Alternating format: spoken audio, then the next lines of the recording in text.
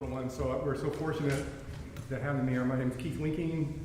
I started this competition, and one of the first things I did is thought I wanted to get some, giants in the world. And I said that earlier that if there was a Mount Rushmore of brass, these two would be on there. And so please give a great welcome to Mr. Ronnie Romm and Mr. Dan Perantoni.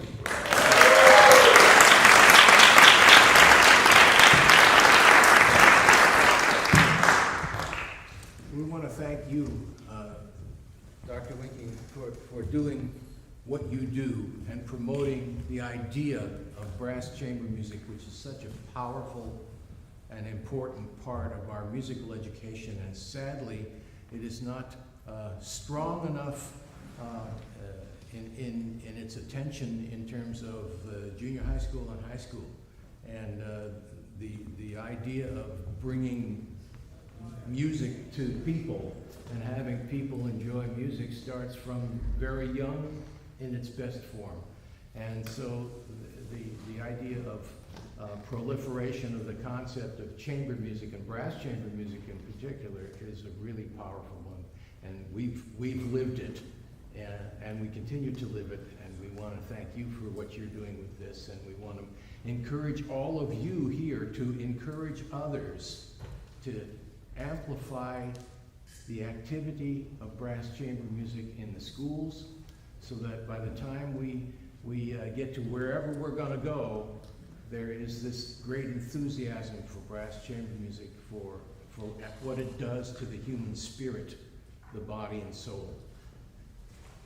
And it's also the best way to learn your instrument. You're one and apart, and so you really have to listen closely.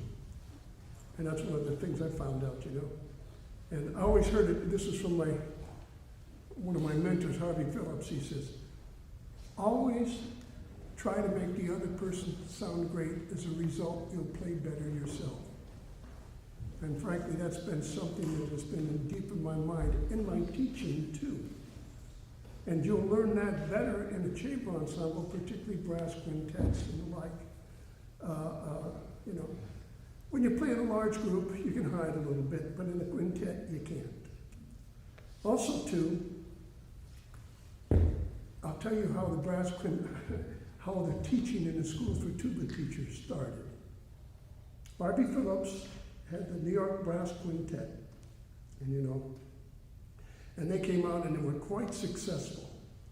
Universities back when I started really didn't have any tuba professors. I studied with probably one of the best ones when I was at Eastman with Donald Knott.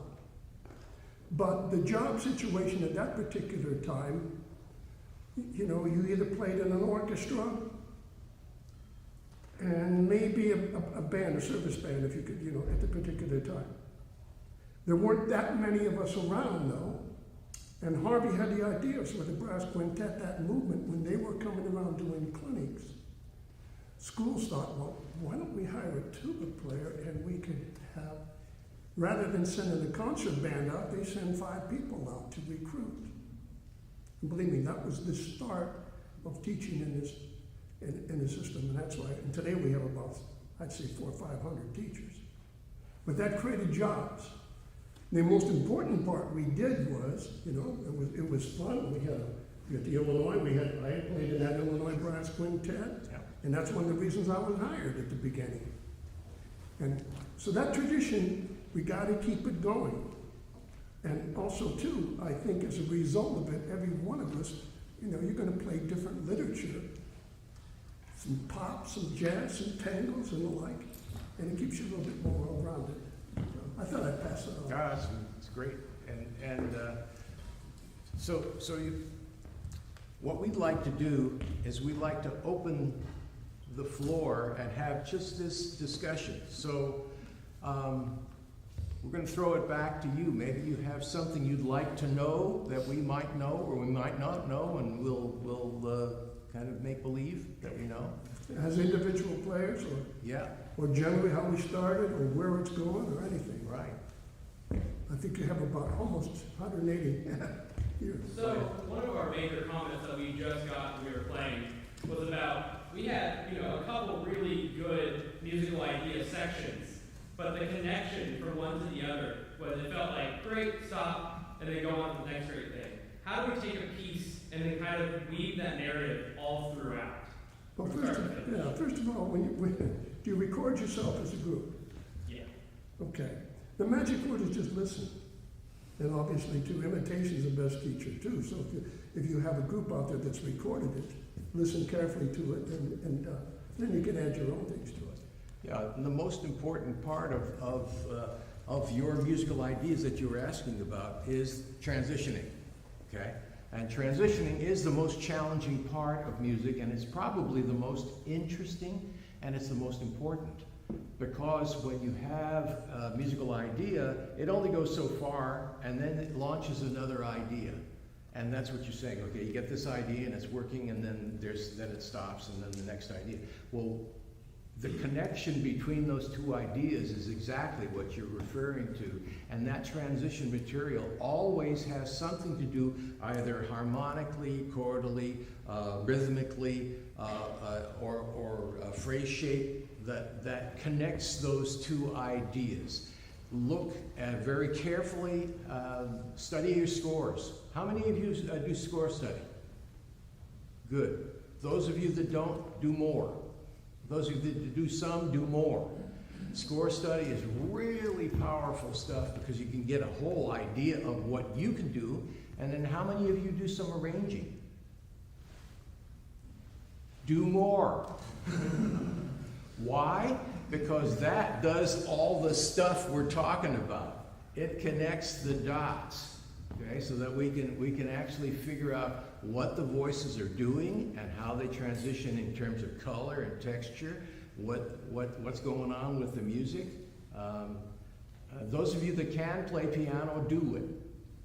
I was one of those people that piano is really difficult. I married a Steinway artist, so I don't have to worry about it. It's great too, boy.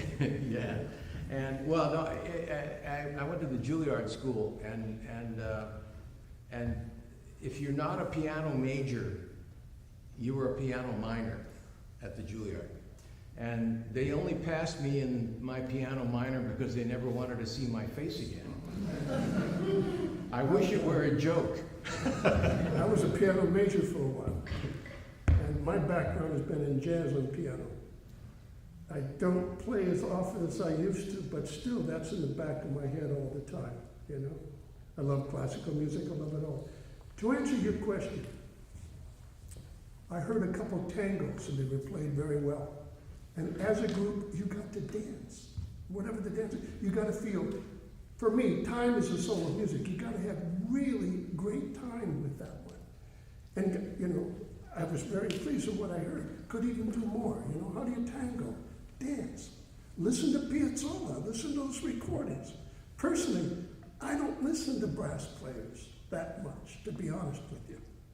You know, if I'm going to play a little bit of jazz, I'm going to listen to Miles or Dizzy, or as a pianist, there's so many, but Bill Evans. Bill Evans. Boy, can he turn a phrase, you know? Bill Evans. And you'd be surprised. I mean, so, you know, listen to a great variety, particularly in chamber music, because all these little pieces. You played the Bozza, for example, okay? Digga-dum, digga-dum, digga-dum, digga-dum, bum, bum, digga-dum, bum, bum, digga-dum, bum, bum. But it gets choppy. You have to play like one group. That's really hard to do, you know? And unless you do that all the time. One of the advantages we had, we played 60, 70 concerts a year with a quintet, and you'd play basically the same literature. So it got to be okay after that, you know? Some of you guys, you play it for 3 months and it's gone. Okay? Yeah, so does that help you? That help? Okay, good, all right. Who else? Sure. So the nature of a graduate brass quintet has very high, turnover rates. Yes. How do you have any advice on going about introducing the new trumpet player next year and getting them caught up with those of us that have been here for 2 or 3 years, so it doesn't feel like, they have some heavy catch-up to do, or that we're just dragging them along, things of that nature? Well, I can draw a simple analogy.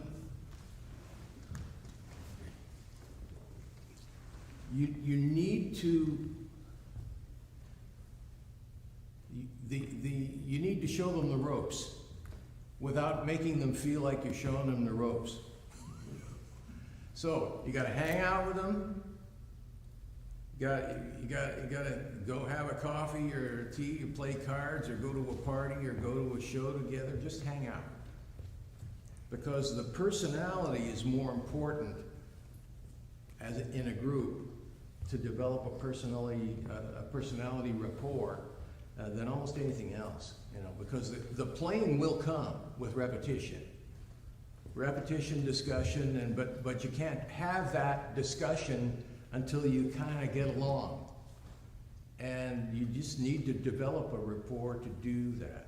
Now, when I came to the University of Illinois,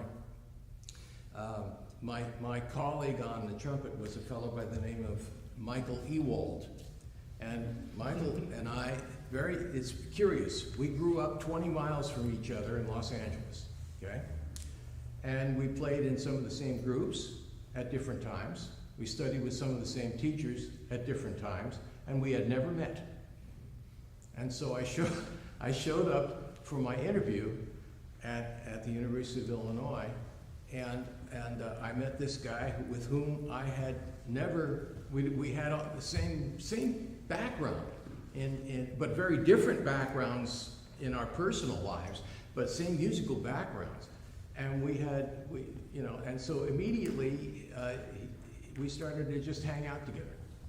And he would basically, without even telling me what he was doing, he would take me and show me how to kind of join the faculty, how to interface with the other faculty members, how to participate, and what the committees were doing and what they were for and how it worked.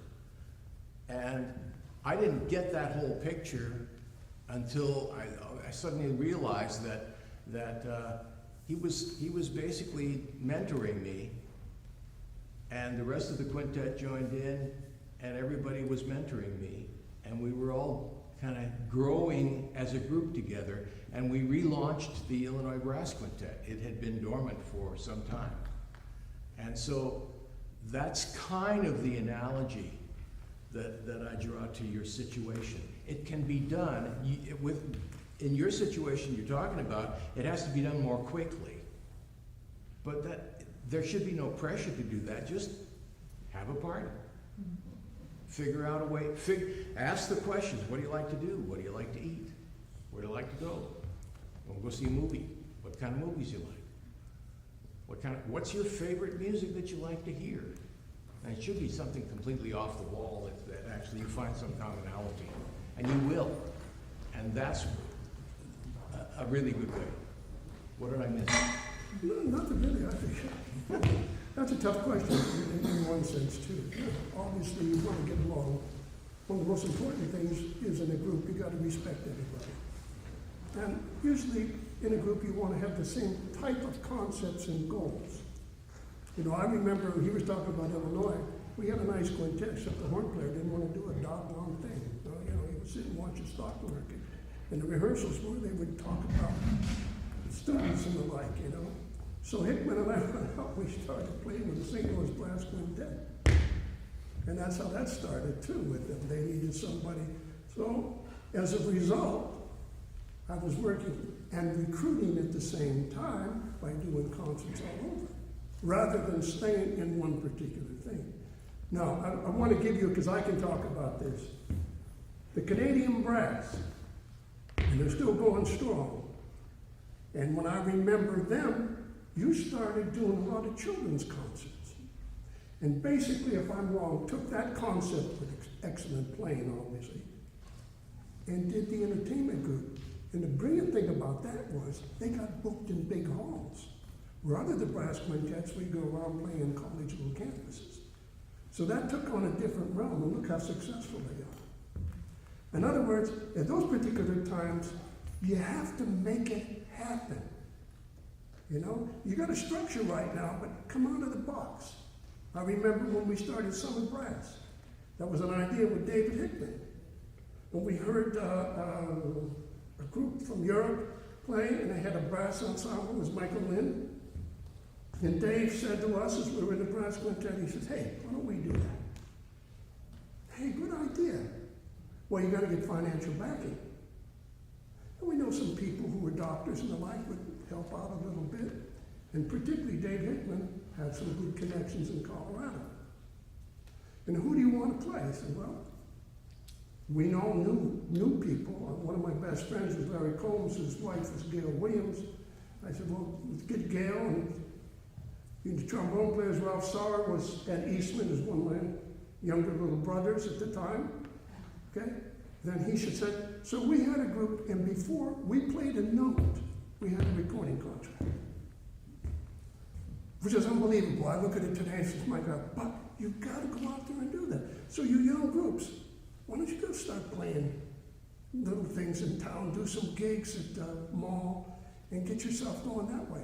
Who knows? Yeah, you could. So here's an interesting concept. It's not about the money.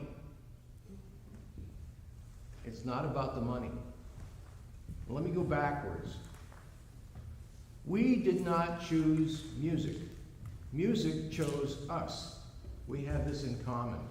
Music chose us. Something happened that made us attracted to music. It chose us. It captured us. It grabbed us by our souls and brought us to this endeavor where we mind meld with other people and make music together. The interesting thing is that as we grow through this career, it can't be about the money. Why?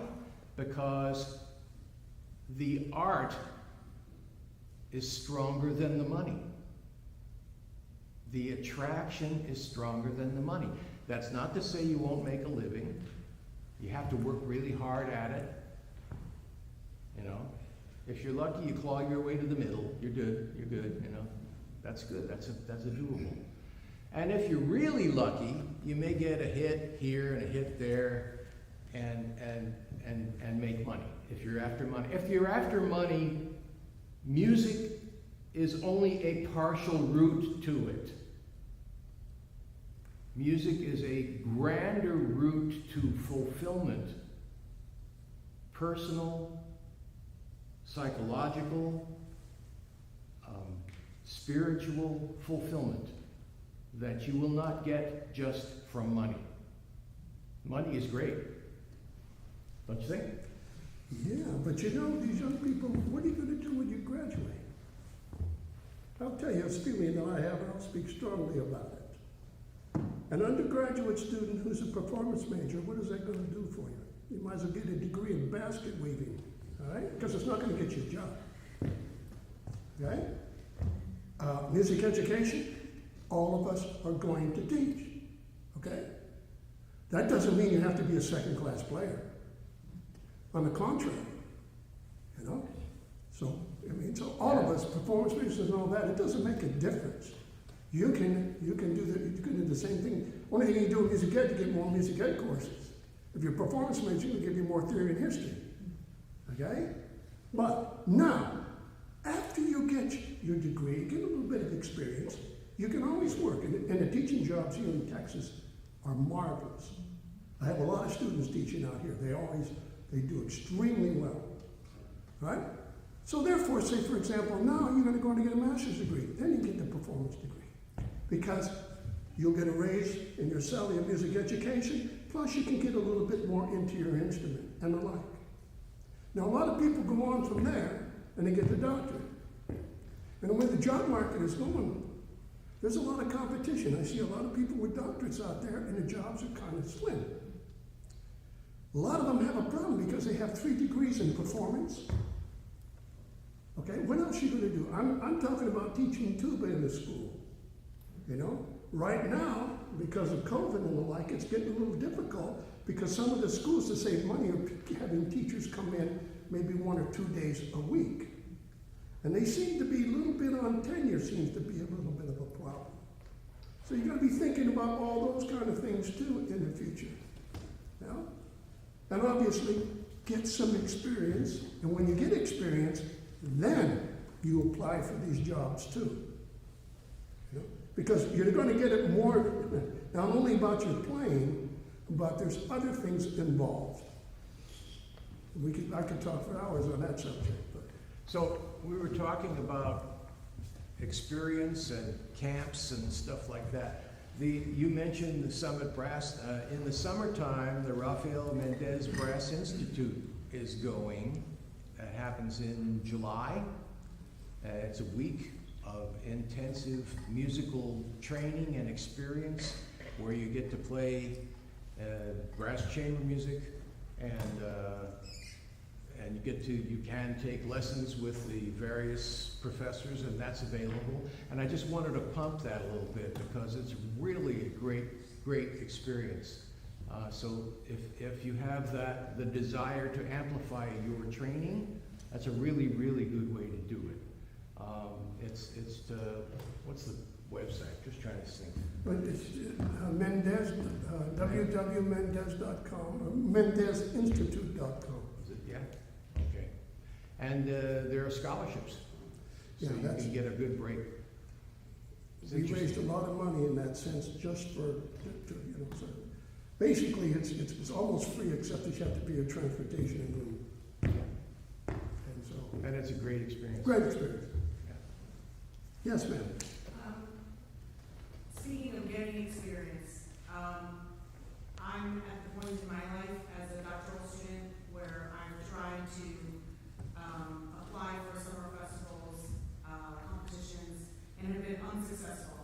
And I could not get into these festivals. And if I could, I couldn't afford to go and pay $10,000 to go for one summer. And I had to work. What festivals are you talking about? Orchestral festivals, NLI, NRO, Tanglewood, Aspen, you name it. Unsuccessful every year. And I don't have any of that on my resume now. How does that make me look as a candidate who wants to gain experience out there? that doesn't have that? I think these festivals are good in one sense, for orchestra training. It usually goes, I'm just putting that as one of them. So you're going to get the people who are really, that's all they do. They're practicing excerpts and listen to things, and if you want to get an orchestra job, or like the service bands, and I'll tell you how I teach. I got a class we gun them on those excerpts. I know what they're going to ask, and we have those practically memorized, and you have to do the same thing on your instrument, in the orchestra, and listen. And now the biggest part is send in a fantastic recording. Perfect. That's what the other people are doing. So while we're on that, the major flaw that I hear when people do auditions is lack of good rhythm. Mentioned time before, that is the most important part.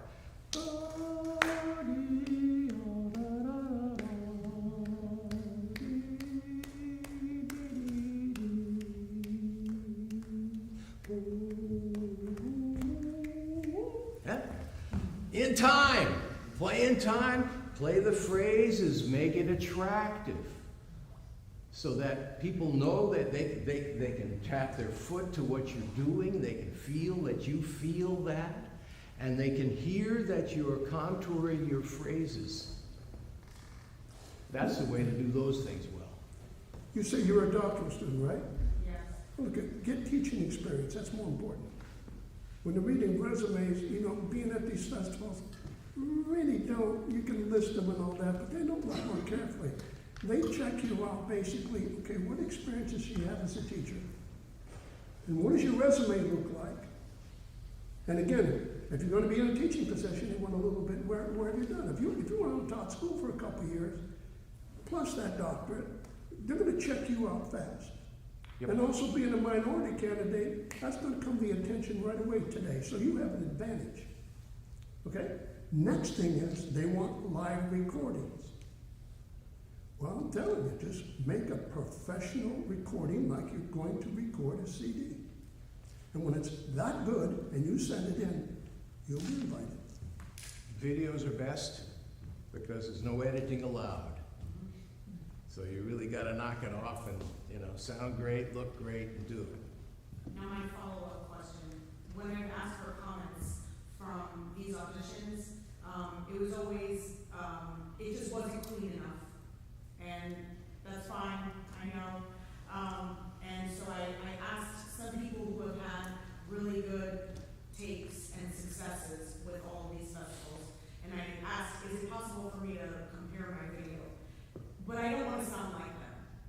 Very bland, perfect, clean, impeccable technique. But I don't want to sound like that. Is that detrimental to my success?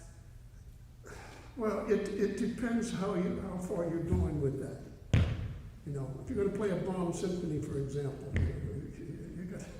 you got to sell that one a little bit. You have to have that wonderful song. You play Tchaikovsky and the like. There's different styles. You play Bruckner, you got to play longer. You play Tchaikovsky a little crisper.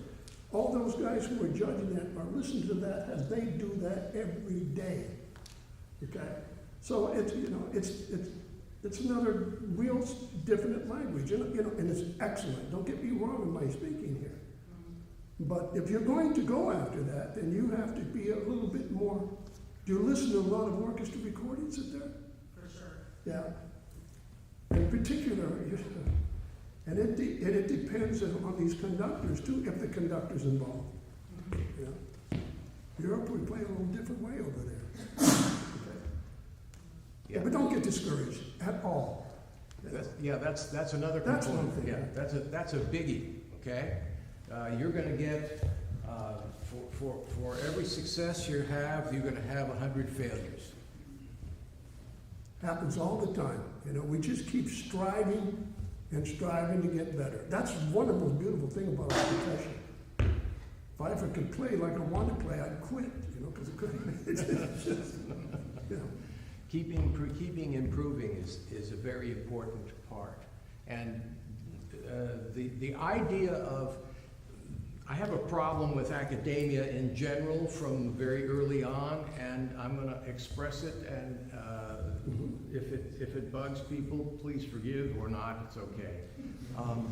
At the very beginning, we're taught that failure is bad. Failure is the only way to learn. We do not learn from success.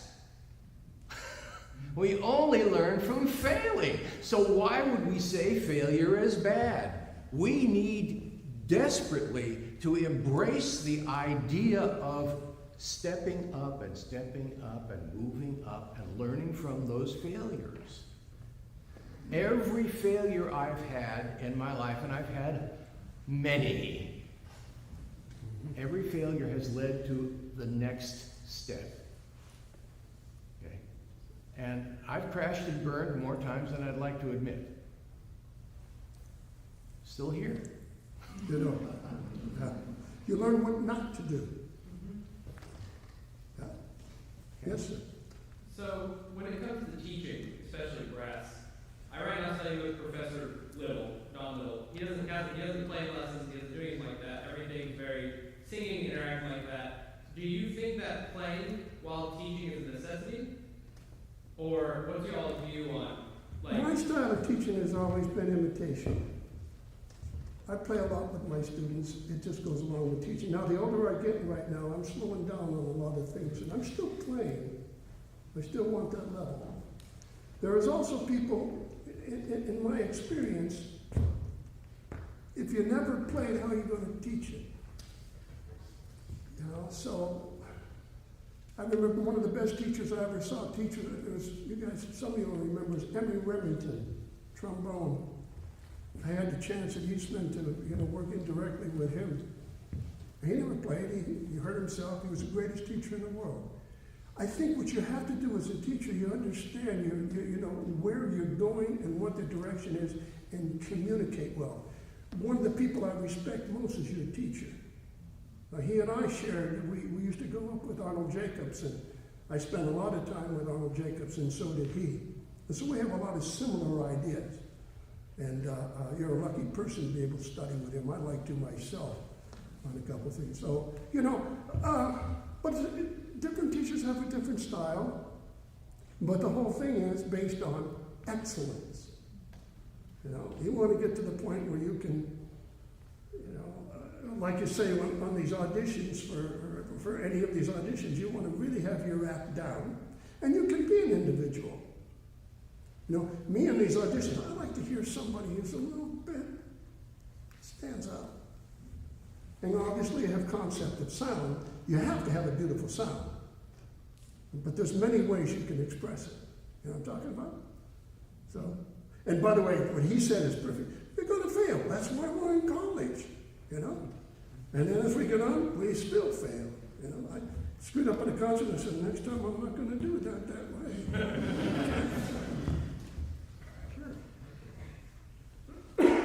Would you all have any advice for high school musicians, for instance, approaching professional realms, like getting gigs and things like that, or even just approaching professional levels of musicianship?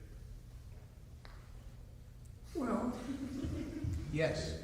Yeah. you know, one of the problems that has been for young people too, and I had it myself, was not listening to classical music enough. And everybody's on the phone and we're listening to this and talking about this, okay? But we're in band, for example. You should be listening to some of the band music too, rather than just come in and play the band and boom. If you want to be a professional, the best way I can tell you is imitation. Who do you listen to as a singer? Me? Sinatra, phrasing. Now, but I'm old school now. Pavarotti, Yo-Yo Ma. You know, and so you start listening to that kind of stuff as a soloist. As a tuba player, I want to sound like them. Never probably reached that level. But as your high school kid, you need to listen to more professional music, and then as a result, you'll be better yourself. And that's what the quintet, I was amazed. Bravo for your quintet. That's not in high schools much anymore. But it's a shame. And frankly speaking, you're way ahead. So if you decide that you want to go into music, every one of you on that stage here, you're not going to have any problems when you audition for school. We want you. Yep. Simple as that. Yep. Yes.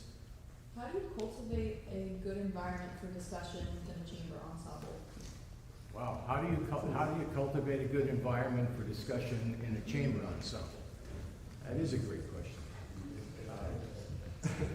One of the things was mentioned before. Treat everyone with respect. Treat everyone with respect. What does that mean? My mother, when I was growing up, she said something very important to me. She said a lot of things important to me, but this one sticks out. She said, be honest, but don't be mean. Think about it. Be honest, but don't be mean. How do I say, we need to play that better together. I feel like I'm behind you.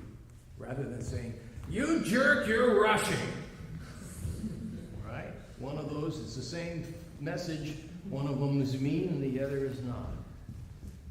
Figure out a way to say what it is you want to say, and then ask the question, is there something that I can do differently? And listen. Most of us say something, but we don't listen for an answer. That's really hard to do. A lot of times people talk too much. You know, in our group, we have many different players of for 35, 40 years. And here's the music, you play. I was in many groups, like I played the tuba jazz group, right? We never really rehearsed, but we had some of the best musicians in the doggone to back us up. You know? I remember, they send you the parts, you memorize them, okay, you got there, and sometimes you have to go act fast. I don't know if I could do it today, but when you're doing it all the time, it makes a difference. And again, another thing is what I told you, always make the other person sound good, and you're gonna play better yourself. It's as simple as that. Don't talk too much, do. You know, it's like the game of tennis, right? The thinker and the doer. When you play, you're the doer. You wanna sit and analyze? You go back and analyze as a group. But if you start analyzing when you're playing, you're gonna be in trouble. Simple as that. Keep it simple. My philosophy, anyway. Okay? Thank you. I gotta tell you, sharing the stage with this guy is the treat of treats. Because we played in Summit Brass together. I came to the Summit Brass very late after I had left Canadian Brass and then spent a long time at the University of Illinois. And this guy has always treated me so nicely, and it's just a blast to be discussing these things on these terms. Because we have a lot of common ideas, and we have some things that we have different. And that's really the ultimate for me. So I just wanted to publicly thank you. And it's ditto goes to you, yeah. It's so wonderful to be with such great musicians. And you're here for a special treat with this Army Band Brass Quintet. Yeah, these guys. You know, I was with the Army Band years ago, and they saved my life. When I say that, I went back, I was in the Vietnam War, drafted out of San Antonio Symphony, and the Army Band, and to this day. But the colleagues there, the musicians are terrific. It's you know, frankly speaking, it's one of the better jobs you can get today.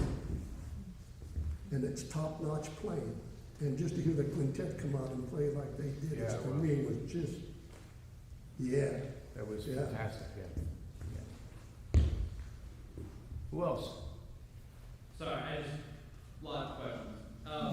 As being a part of a professional quintet, what does that rehearsing look like for you? So like in college, you know, we rehearse an hour every other day. It's very structured, things like that. It's kind of a priority for us, but when you're doing so much more than in the professional realm, what does that kind of look like? Well, with me, now my main job is a professor, all right? That's my main job, that gets my priority. I was not in a group that would tour more than 2 weeks a semester, because all of us couldn't. But we loved to play together. I mean, Alan Dean and I for years. And one of the reasons we got together, so it was nice. And we had our parts down. If they said, hey, what are you going to do? You're going to do the boats or whatever like this, you know. In my practice time, I'd sit down and have it down. At least I would embarrass myself, etc. And you go on. But as you play together a lot, you get a personality, you know. I remember when Alan takes a nice little solo and I got to follow him, I'm going to try to imitate what he did rather than, or whoever started it, you know? Like in a fugue, you know, nice fugue today. Somebody plays it, I got to come back. If they're going to play longer, I'm going to play longer. You know? You're going to play shorter, I'll play a little shorter. In other words, again, listen carefully. And again, imitation is still the best teacher. I hope I've answered your question somewhat. So with Canadian Brass, we had rehearsal periods, we had touring periods, we had recording periods. Typical day in rehearsal periods started at 10 a.m. Because we usually had families that we were dealing with and doing stuff, blah, blah, blah. And we would rehearse from 10 till 12:30 about, and then we would have lunch together. And the rehearsals were very intense. Everybody spoke up. And you had some really loud discussions occasionally. Because you don't get better unless you bring up the stuff. Okay? And that creates a feeling, oh man, I failed again. Yes! Fail again. So then we would go to lunch and we would discuss stuff. Okay, and then we would get back together from 2 or so till about 4:30 or 5.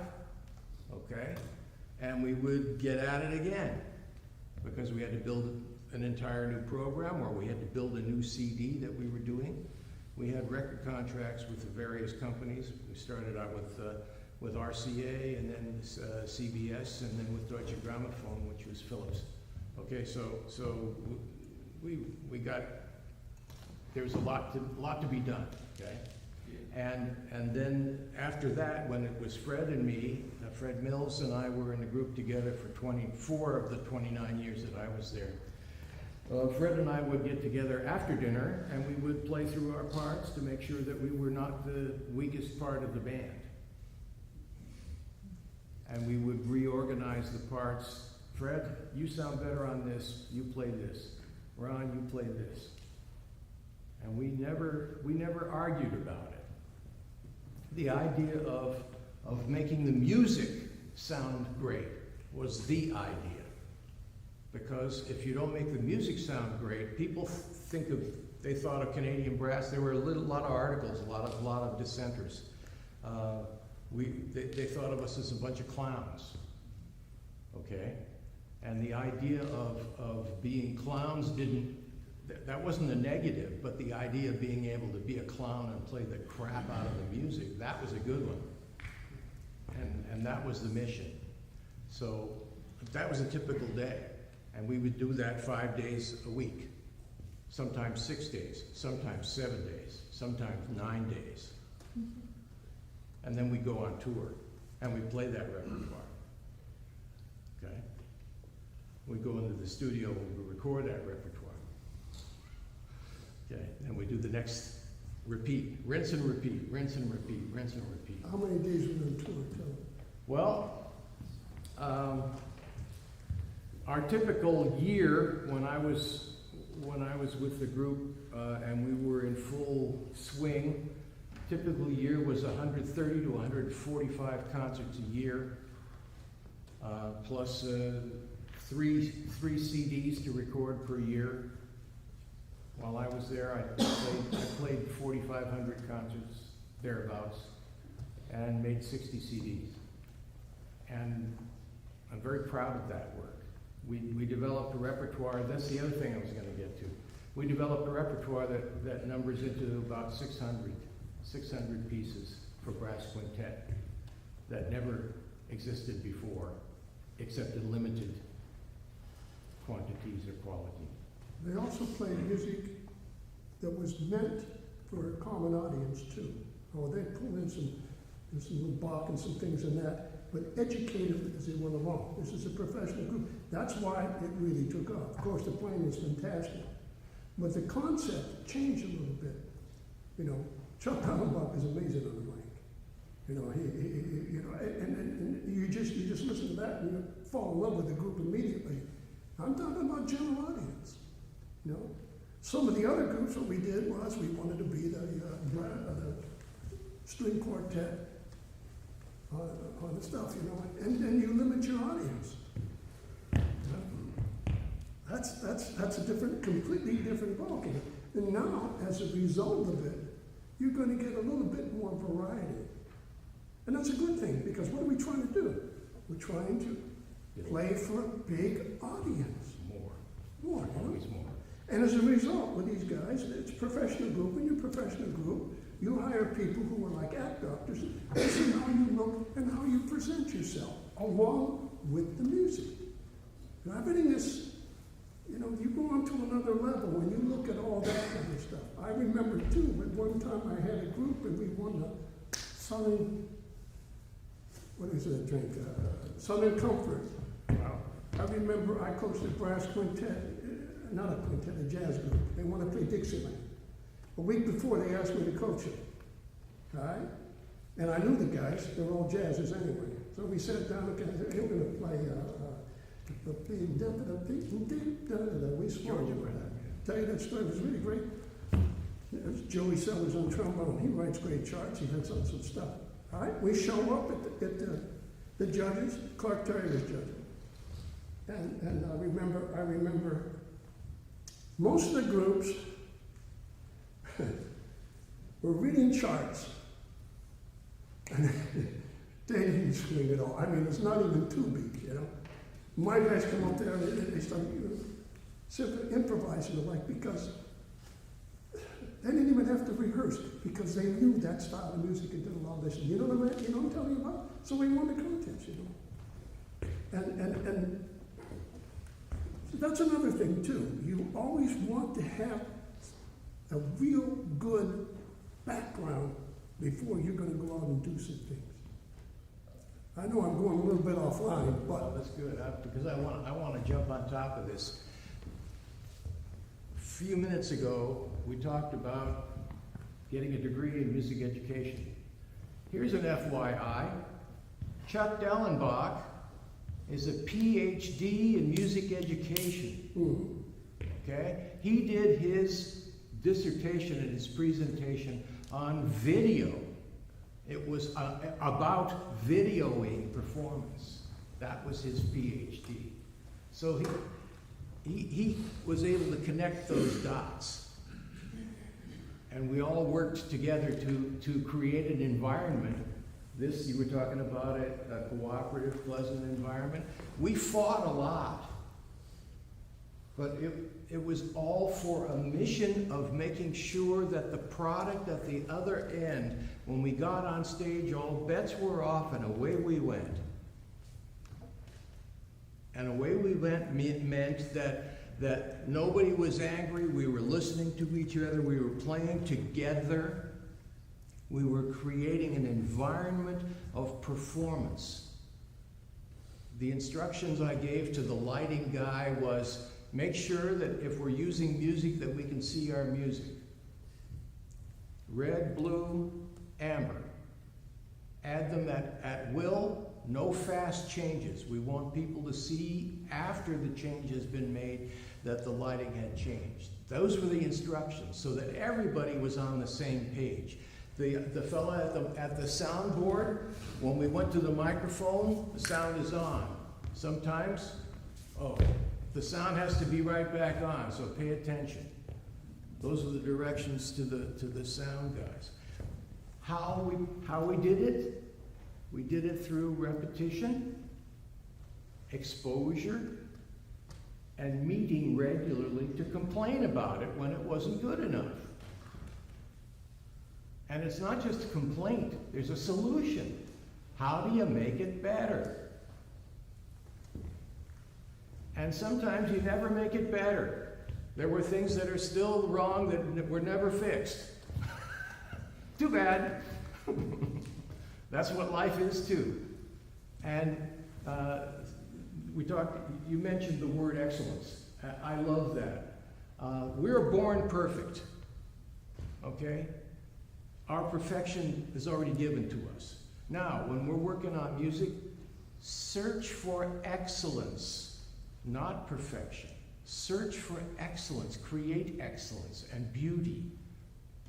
Let that be your guide. Okay? I went off track again, but this connects a lot of the dots that we began with at the very beginning. Okay?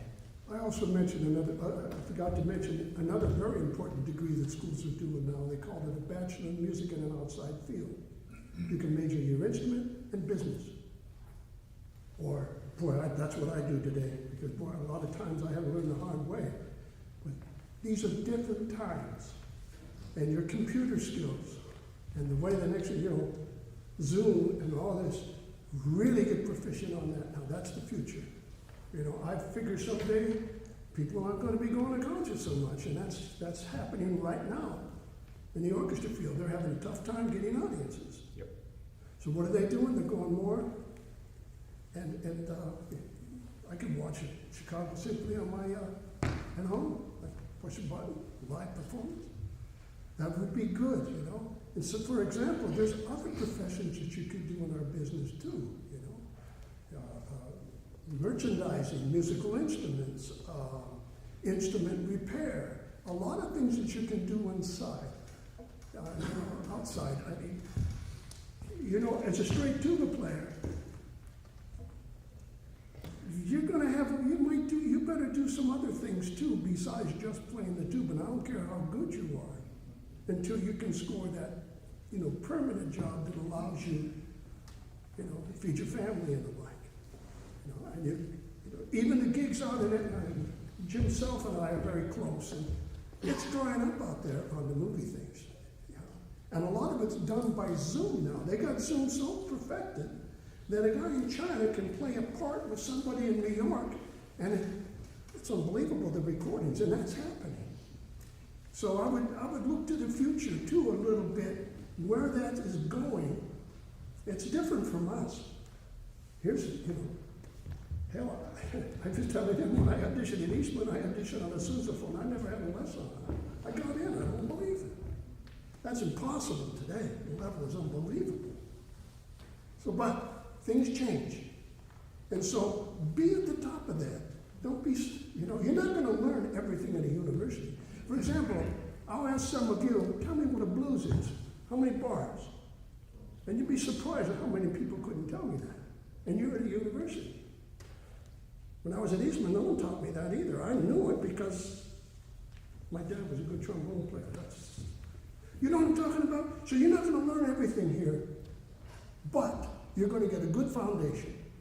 And you're going to get colleagues here that are going to be wonderful. And 10 years later, they're going to remember you. And that's why always be a good citizen. That's very important in our business. If somebody plays better, but they're not too nice of a person, I don't want to be around them. Hey. Who else has that?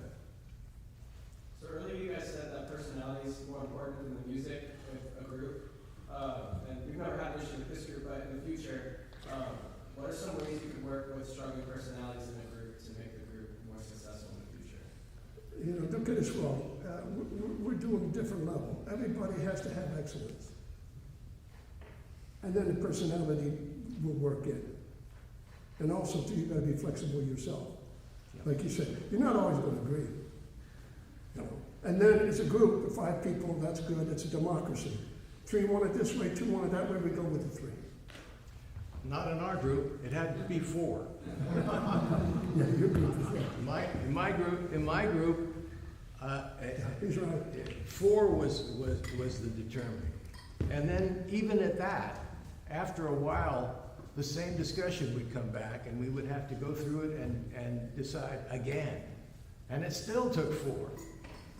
And it still took 4. It's still taking 4 today. It's still taking 4. But the idea of a democracy is very important. And you want to have enough discussion so that you could actually get that number to increase, right? We've all seen those silly movies where they have a trial and everyone's in the trial room and little by little they convince somebody that the person was innocent rather than guilty. Well, same idea with the musical ideas, okay? And sometimes you won't have time to get it the way you want it, which means that you need to figure out a way to be more efficient about trying things. We would record ourselves, and we would also, basically, we would get our friends to come and listen to us and tell us what they're hearing. Because sometimes you think you've got something in your head and it's just going that way, and then what you find out afterwards is nowhere close. I was in a different group though. I mean, everybody was a solid musician, and like I said, we didn't rehearse that much. In fact, we probably rehearsed a day before the concerts. And we had a lot of little bit different literature, but each one of us knew our part well, we knew the other person, and you listened. Same with summer brass. Summer brass, it cost $10,000. I know, it was a treasure to have a cup of coffee, because everybody is all over the place. You get together, and everybody's in their parts. Everybody knows their music. And then we also have a conductor too, and we listen to the conductor. And we don't have time. If you don't have time, you got to pull something off. A lot of times, boy, but we're going to go and make it. Different. It's extraordinary playing with summer brass. I got to tell you. I mean, it's just some of the greatest players on the planet, and I feel like I'm a clunker. I'm serious. We all feel that way. In our business, it's a small world. You'd be surprised. It's a small world, but everybody are really good people. That's what I just have to say in general, right? Yeah, I think so. Yeah. Yeah. I mean, the neat thing about having these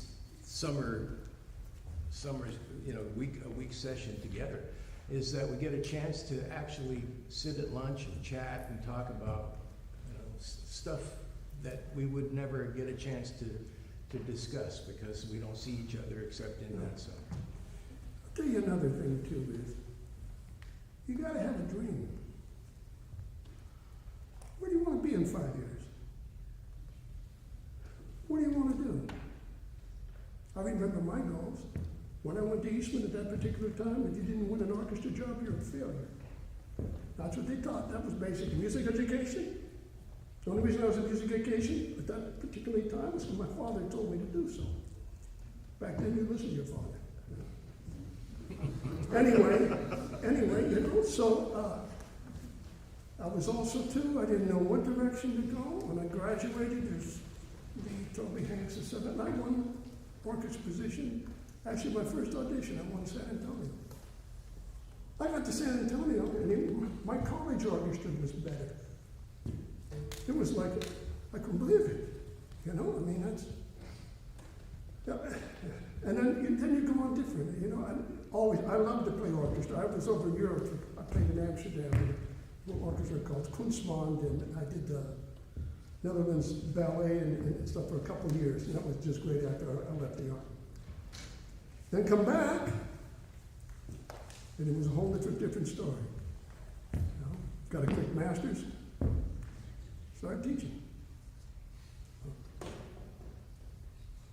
Sure.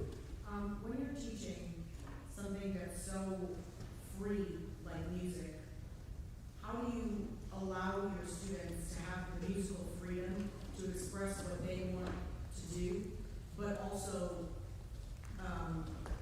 give them a structure that is going to help them win a job? That Okay. the panel is going to want to hear. Well, for trumpet players, the challenge for me was always, how do I get them to play within the pace, the pulse, the structure, and then make it sound slightly bit more interesting than everyone else is playing. Okay? And so I would ask them to sing it. And if they can't sing it, I'd send them, you know, get better at singing it. So the idea of making the music tell you what the music needs by just communicating with yourself is the basis. Then everything, for me, everything's about the phrase. Everything. Mm-hmm. Everything's about the phrase. So all of the components, rhythm, pitch, shape, the focal point of whether it's a bass line or a counter melody or a melody, that's all part of phrase. Everything.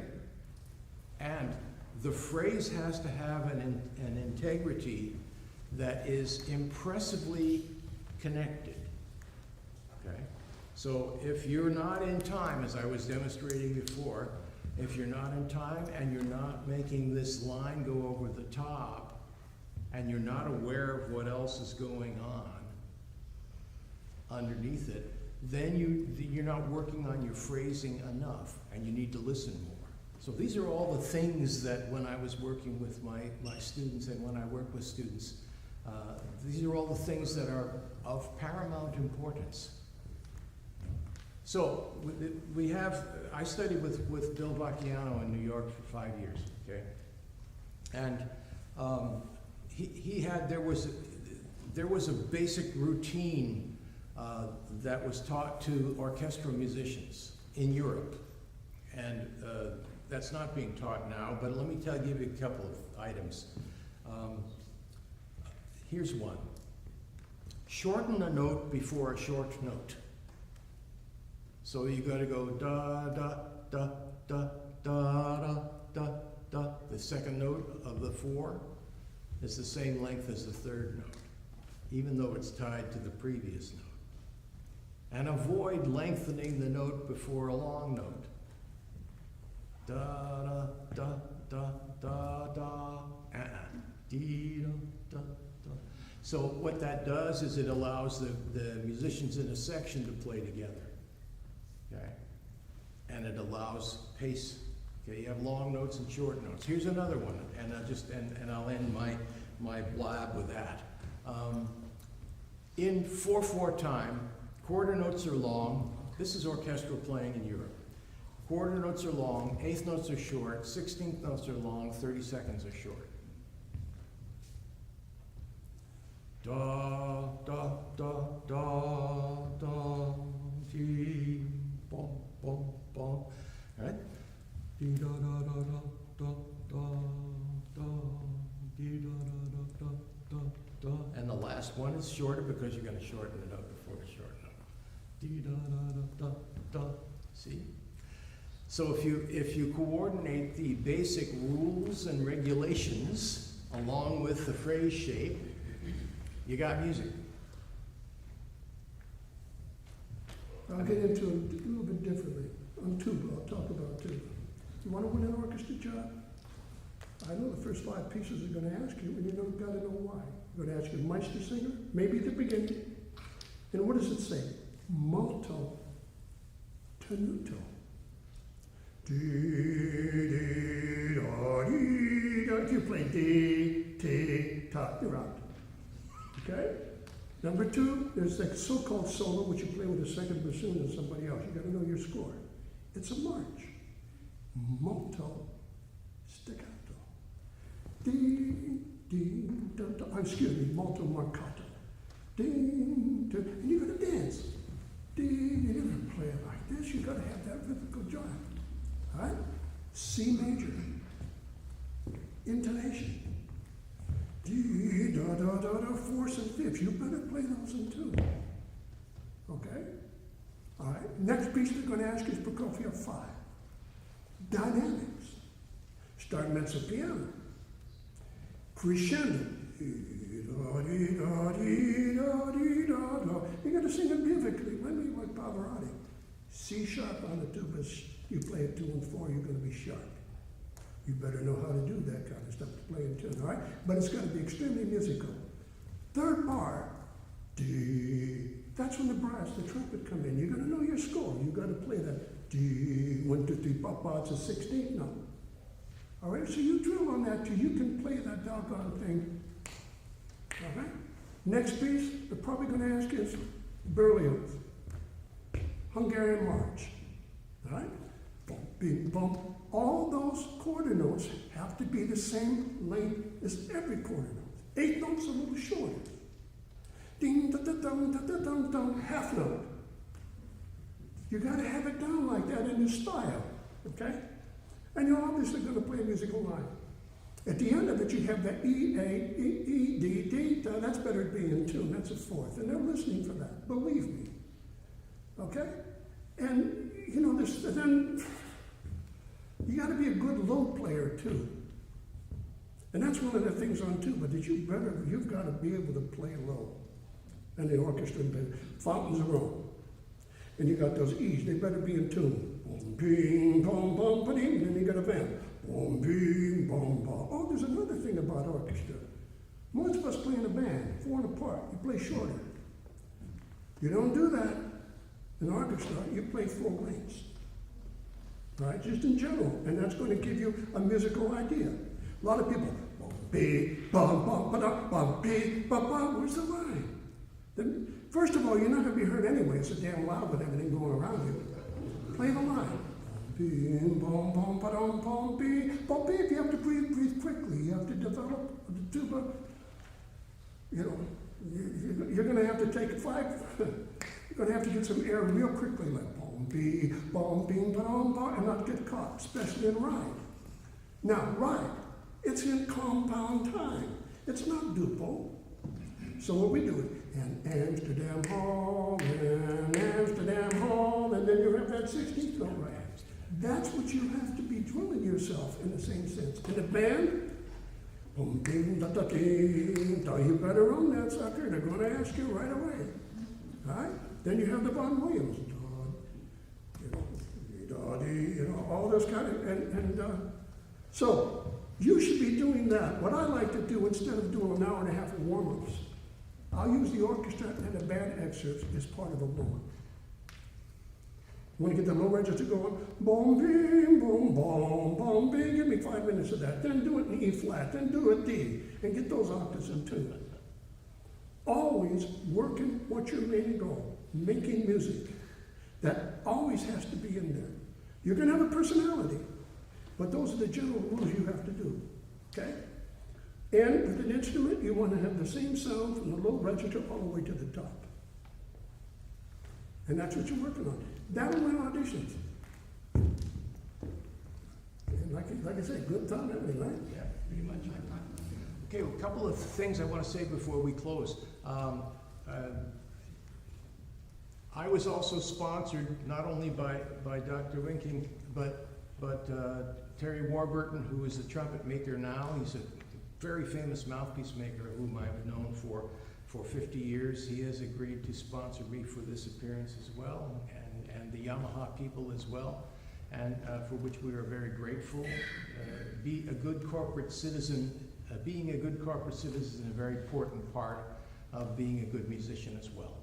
And remember that if you take off into one of those other ancillary but connected endeavors, pretty much everyone that's born today will be doing something for a career that has not yet been invented, and we need to make sure that we are good corporate citizens, just like these companies that I just mentioned. So. And I'm sponsored by Buffet B&S. And I've been with that company for years, and Yep. they've been very good to me. And together we've done a lot. But you want to get good people, that's another thing you can do. All of us in Southern Brass were backed by some musical company, and they always helped us out. So if you don't have that, we didn't. Yeah, got to create. You got to pay the transportation. Got to create. Well, we want to thank you all for letting us kind of just chat. And we're here all day too, and if Yeah, we'll be you feel here. like we'll be here. Thank you very much. It's a pleasure being here.